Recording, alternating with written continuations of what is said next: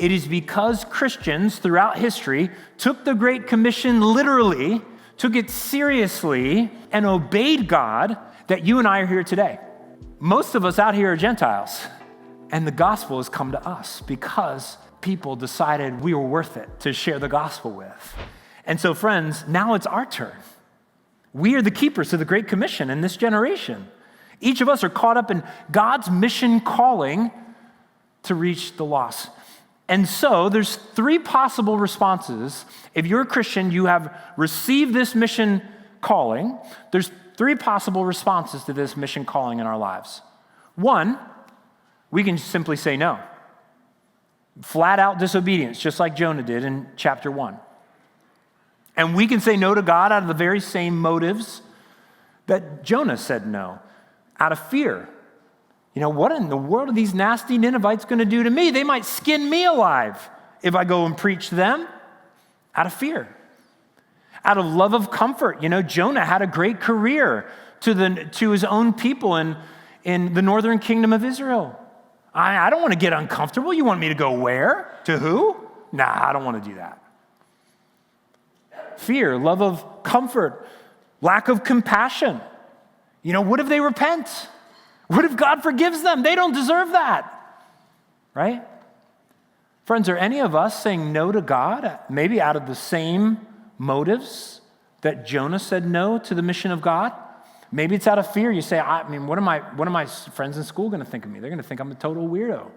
I don't want that. What if I'm rejected by my family if I try to share? Fear. Out of a love of comfort. Maybe you've sensed God calling you to go on a short-term mission trip, but you said, no, I don't want to burn vacation days for that. I don't want to spend my own money to do something like that. Besides, I don't sleep well without air conditioning, you know? Maybe out of comfort. Maybe we've said no to the mission of God out of a lack of compassion, if we're honest. You said, God, I don't want to show mercy to these people. I mean, look at what they say on social media. I'm not showing them mercy. They don't deserve it. I'm not showing mercy to the people that treat me poorly. My in-laws, they don't deserve forgiveness. You ever lack compassion? See, that's Jonah, and I think each of us have some of Jonah in us, a spirit of Jonah. That's the first way that we can respond to the call of God. We can simply flat out disobey and say no. The second possible response to the mission is saying, fine. That we call box-checking obedience. Box-checking obedience, and if we follow the story in chapter 3 and 4, that's exactly what we see Jonah do. It is when we reluctantly, half-heartedly say, fine, I'll do it.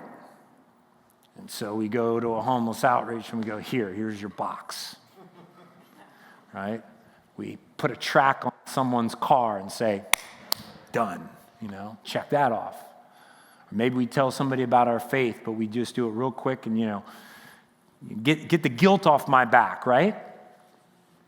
And there's lots of different reasons we could be half-hearted about it. Maybe it's out of religious guilt. Maybe that's just what you think, well, that's what I have to do. It's my duty. Or maybe it's, because Pastor Nate's been telling me I need to do this. I'm getting that guy off my back. Or maybe you're afraid. Maybe you're afraid like that God's going to send a storm your way. Or he's going to send a fish to swallow you or something. I don't know. But God isn't really after box-checking obedience. That's not what he's looking for. God is after a whole new kind of obedience. And that brings us to our third response to this mission call. It's saying, yes, Lord, please help me. Yes, Lord, I'm in, but please, I need your help. This is gospel-transformed obedience. This is the kind of obedience that Jesus responded with when God the Father called him to mission. He said, yes, Father, I will go. Help me, strengthen me. And it's the same kind of obedience he's looking for in each of us. God, you want me to share my faith with my neighbor? Yes, Lord, I'm in. Now, Lord, open doors for me. Give me courage and the words to say, but I will do it. Lord, you want me to share my faith with the guy in the seat next to me on the airplane for the next 6 hours? Yes, Lord, I'm in. Help me. Open up a door. Lord, you want me to host refugees in my home for dinner? I'm in. You want me to go across the ocean on a mission trip? I'm in. Yes, Lord, now help me to obey. This is the kind of obedience God is looking for. This is God's love language, this kind of obedience. And it is the kind of obedience that he empowers.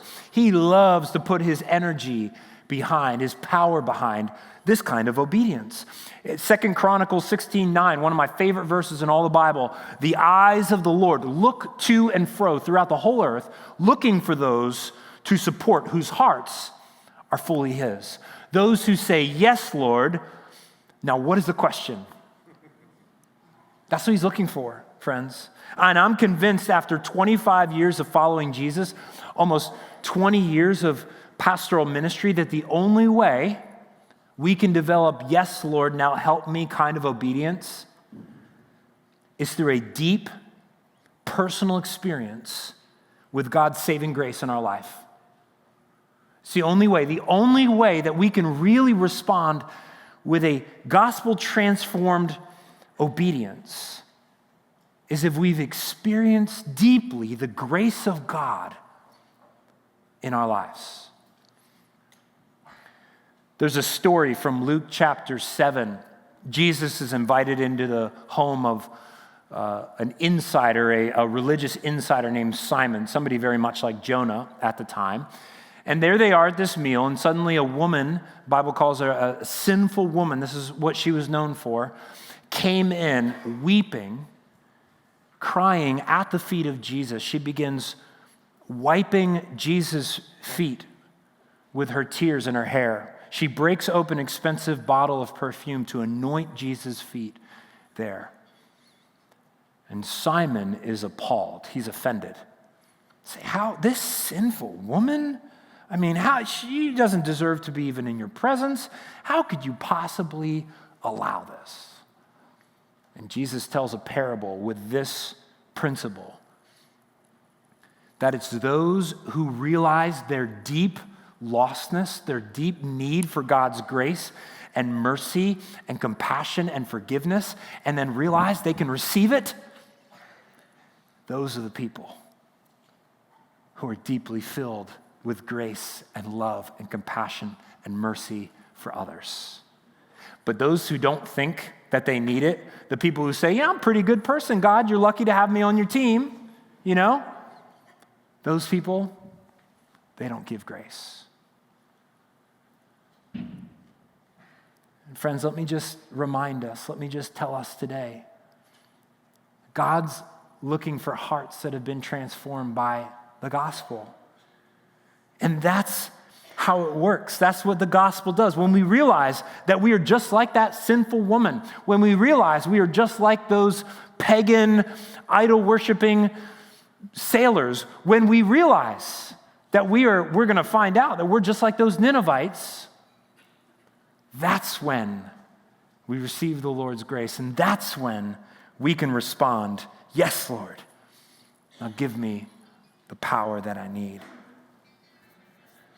See, all of us are lost in the storm in the boat, lost without Jesus, but for his saving grace. This must be our heart posture. So here's really the question to wrestle with.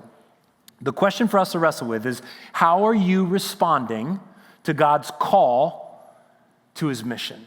Personally, how are you responding today to God's call to his mission?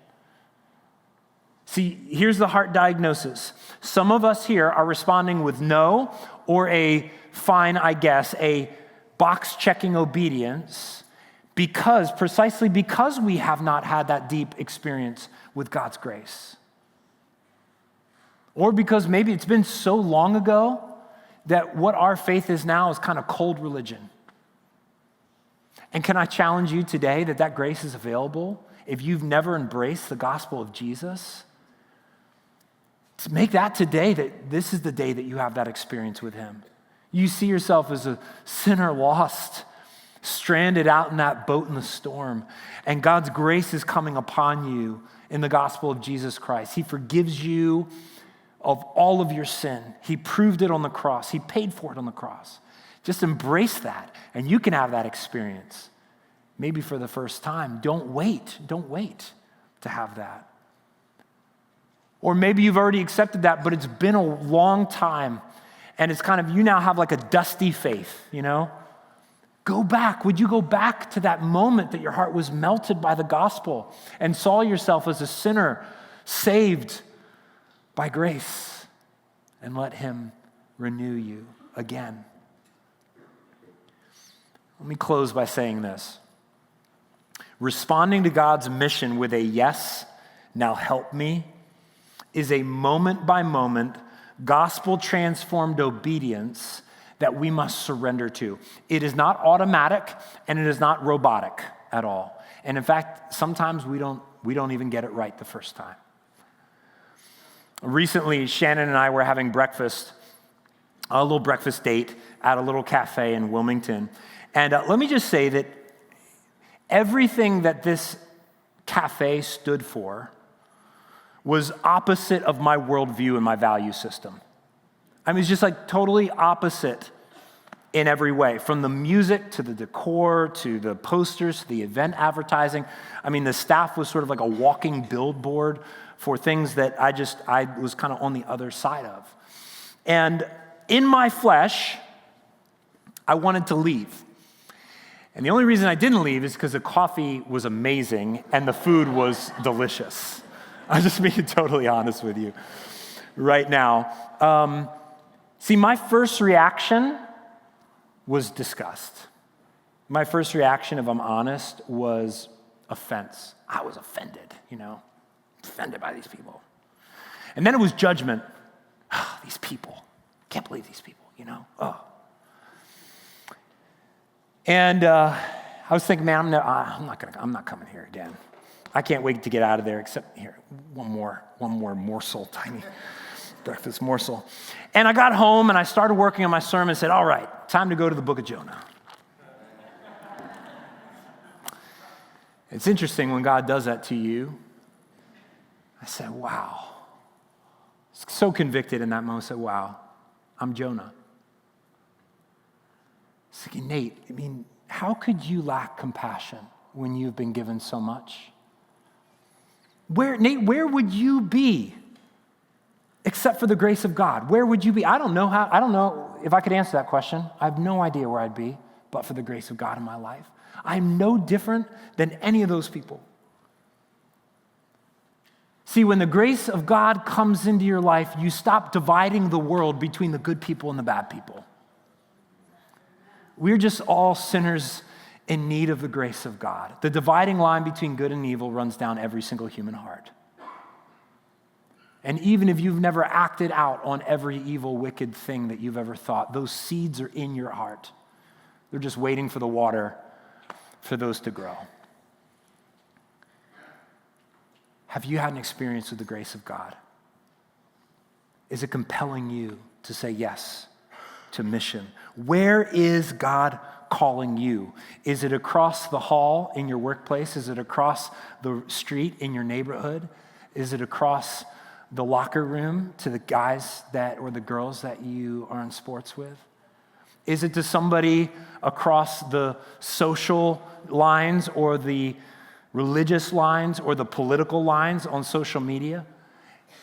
Is it somebody where you think, oh, I'm so offended by the things that they wrote? Maybe that's somebody that God wants you to show mercy and compassion toward and reach for the Lord. Who is he calling you to, and what is your response?